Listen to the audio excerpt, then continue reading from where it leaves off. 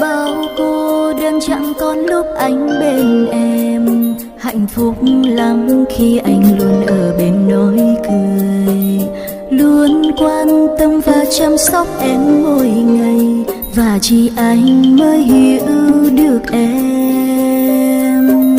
Em luôn mong hạnh phúc ấy mãi vững bền, và hứa sẽ không bao giờ lòng em dối gian, sẽ cố gắng chỉ yêu mỗi anh trong đời. Người yêu ơi hãy tin lời em.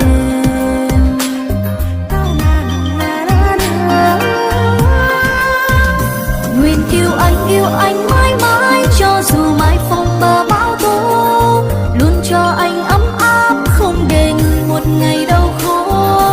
Chỉ cần người hứa sẽ luôn ở bên em thôi, vì em chỉ yêu mình anh. Nguyện yêu anh mãi mãi, cho dù mãi phong ba bão tố, luôn cho anh ấm áp không để người một ngày đau khổ. Mình sẽ cùng bên nhau đi đến nơi chân trời, nơi đó chỉ có đôi mình thôi.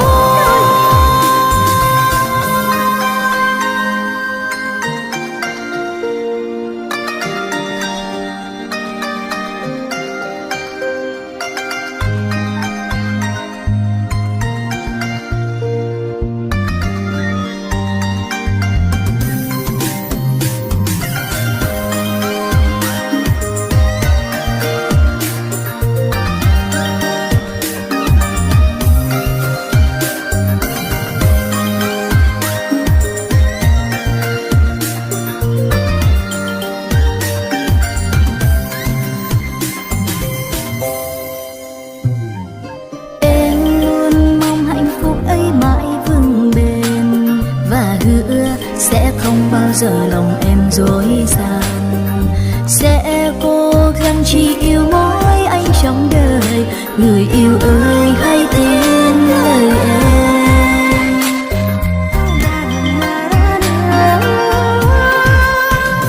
Nguyện yêu anh mãi mãi, cho dù mãi phong ba bão tố, luôn cho anh ấm áp không để người một ngày đau khổ. Chỉ cần người hứa sẽ luôn ở bên em thôi, vì em chỉ yêu mình anh.